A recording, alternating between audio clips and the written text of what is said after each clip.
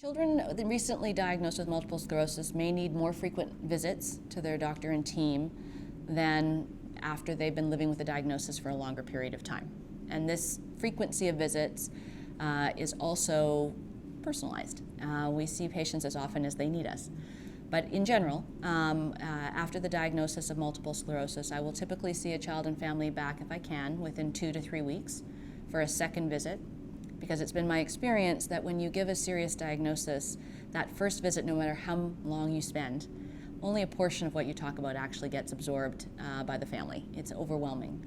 And so we have the family come back again in a short period of time to go over things again, answer questions they didn't even think to ask the first time, and to provide support.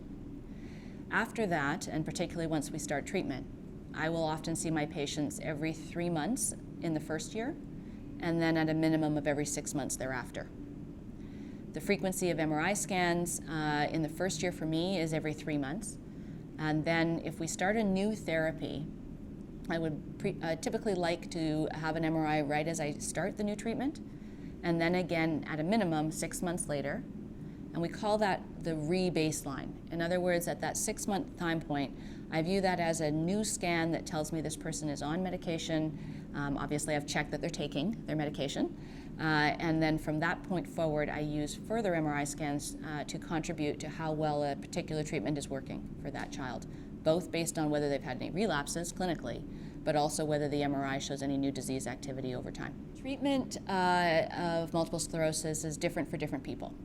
In the future, one of our goals would be to personalize the selection of a given treatment based on, ideally, a test of a person's individual immune system in order to determine what medicine would be the best first choice for them.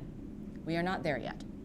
Given that, we start most patients at this point either on fingolimod, because it is approved in North America for first-line therapy for pediatric multiple sclerosis, and as I mentioned, it is the only current FDA-approved first-line therapy, or interferon or glutamer acetate would be the most common 3 medications that would be used first.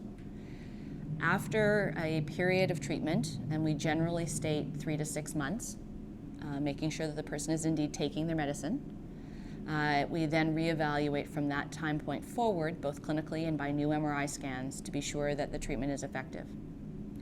A recent study in the United States and several in other countries show that at least half of patients do not respond fully to their first medication. Now that, I want to preface, was when most treatments were interferon or glutamer acetate. The recent Paradigms study showed that fingolimod reduced relapse rate by 82% compared to interferon. So we don't really know yet how many children are going to fail fingolimod in the real world. Obviously, relatively few failed it during the trial. So that is going to be information we're going to learn now that the medication is approved. For some patients who come in with severe attacks, who experience multiple attacks in a very short window of time in the first several months, many of us move forward with what we would call higher potency therapies earlier. That is a highly individualized decision to make. In those children or teenagers, more commonly, the treatment that one might use early could include Tysabri. We don't have easy access at this point to ocrelizumab because of it having been approved in adults and not yet in children. But rituximab, which is a very similar medication, is one that is used for some patients. And as we learn more about the other therapies that are being studied, they may come into play in the future.